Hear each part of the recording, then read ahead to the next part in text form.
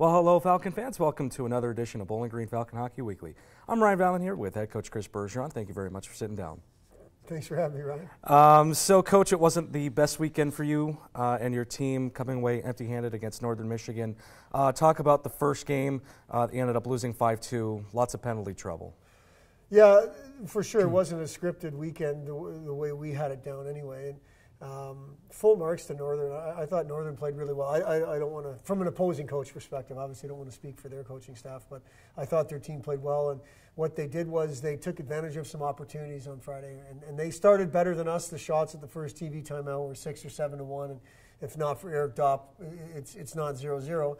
And then we started to take some undisciplined, selfish penalties. And it wasn't 10 of them, but it was 4, and all 4 of them ended up in our net. And once they scored the first one, the momentum started to come, and our penalty killers couldn't stop that momentum.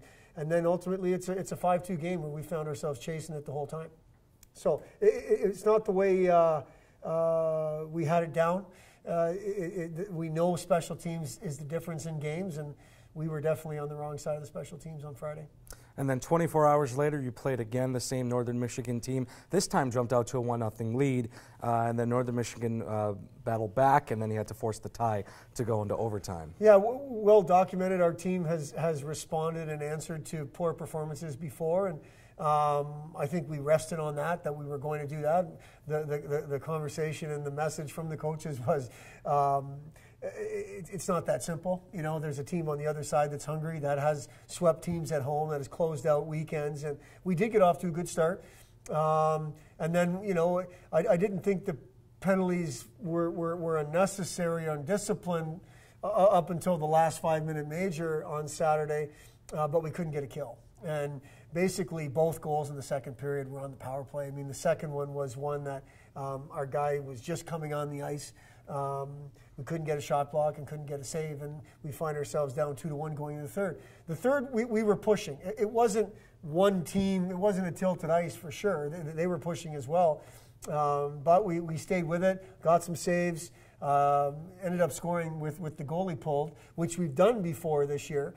And then we go into overtime and make a couple of pretty poor mistakes on one play with under 10 seconds to go in the overtime period. And Ryan, I'm a firm believer that things work out the way they're supposed to, and you ultimately get what you deserve during a game or over the course of a weekend. And I think that's what happened. I really do. I think Northern outplayed us over the course of 2 games, and they got what they deserved, and so did we. Some particular players, Mitch McLean scored his 11th goal of the season. That was on the Friday night game. He also scored again to now lead the team in goals with 12. He also had a goal and assist in that game on Saturday. Talk about your senior captain.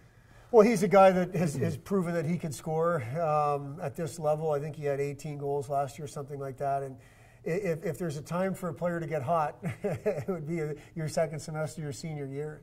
Obviously, there's lots of responsibility he has on his plate. He plays in every situation. He eats a lot of minutes for our team, and he's expected to be the voice and the leader in that locker room. So, you know, I'm happy with where he's at. You know, he didn't have a great game Friday, although he scored a goal, and Saturday he was arguably our best player because that's what Mitchell does. He responds and answers, and we're going to need him. You know, 10 league games left, still fighting for regular season championship, still fighting for home ice in the playoffs, and he's going to be a huge part of what happens here down the stretch. And lastly, for this weekend that just happened, what did you see out of your goaltending?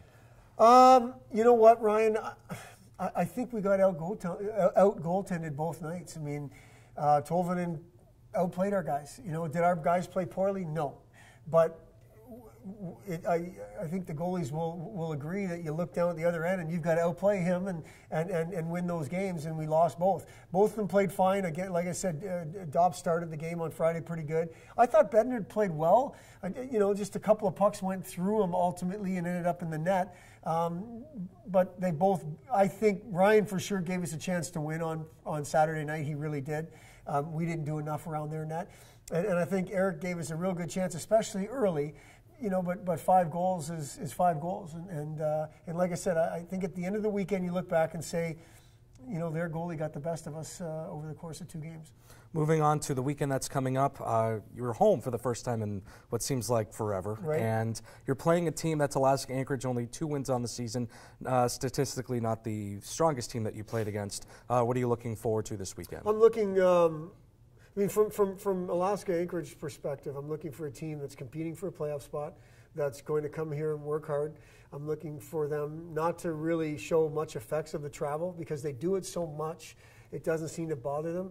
But Ryan, that's just from the coaching staff behind these walls perspective. Our focus is for us to play better and get back to the level that we had set for ourselves over the course of 4 games from the GLI to Ferris. We're not going to talk a whole lot about Alaska until we get to Friday. Pretty normal. Not because of where they are in the standings, not because of anything, the record, none of that. Because we want to play better. We want to get back to winning foot races, winning stick battles, competing at a level that we've set for ourselves. And that's been the focus over the last 24 hours, and it'll be the focus over the next 24 hours. And then we'll start to specifically break down what Alaska does. On paper, they've got a goaltender that can win games by himself. He's proven to do that. So it means we need to get pucks and people at their net. They've got a power play that's dangerous, like any power play at the Division I level, which means we've got to get away from the selfish, undisciplined penalties and get back to killing penalties at a level that we're capable of, that we've set for ourselves. Those 2 things come to mind in particular. All right, thank you very much, Coach, for sitting down with me. Thank you. And of course, both games will be on the Falcon Radio Network. I will have you covered on Friday night. 7:07 p.m. is pregame, 7:37 p.m. puck drop. Don't forget to follow BG Falcon Hockey on Twitter and Instagram with the handle @BG Falcon Hockey. Thank you very much, and we'll talk to you next week.